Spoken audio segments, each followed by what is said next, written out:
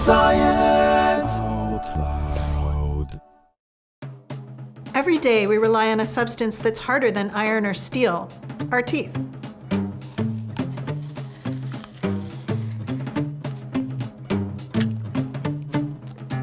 So if teeth are harder than steel, they must also be harder than bone.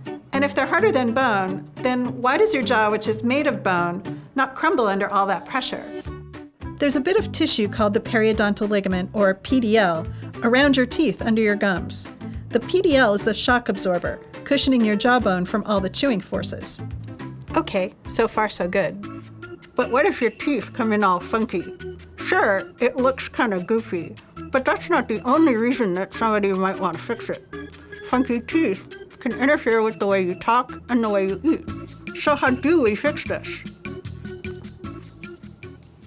Well, we basically break our mouths with braces, except it's actually our bodies that do the breaking. The PDL has these cells called mechanoreceptors, and when these cells detect a force on your teeth that's too big, like if you accidentally bite into your fork, they signal the brain to stop biting down before you hurt yourself. Braces tether your teeth, pulling them together or pushing them apart. Either way, they're applying a steady force to your teeth. And when mechanoreceptors in the PDL sense this kind of smaller but sustained force, they signal cells called osteoclasts to the area, which spew out acid and proteins to dissolve parts of your jawbone. Then the mechanoreceptors signal osteoblasts to come, and those cells deposit minerals that make bone. Osteoblasts rebuild the jawbone in a new shape that lets the PDL hold teeth in the new position. So braces basically force your body to dissolve itself and then rebuild itself according to their evil whims. Sounds barbaric, right?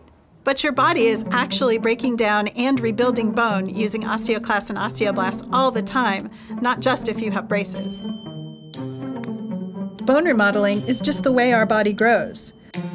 The infant body replaces almost all of its original skeleton by the time it's a year old.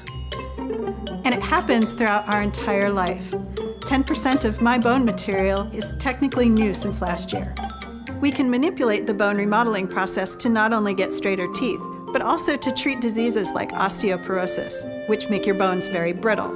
By keeping overactive osteoclasts from dissolving the bone so much, or by boosting osteoblasts to produce more bone, drugs can prevent bones in those patients from breaking so easily.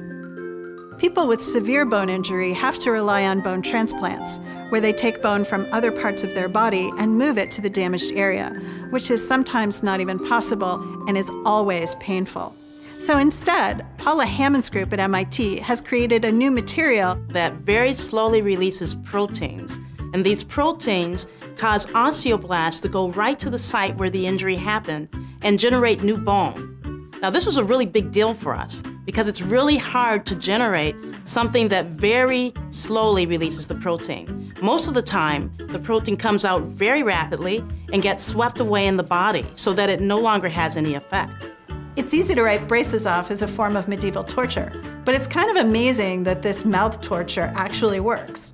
And the technology that makes it possible is not just in your braces, it's in your bones.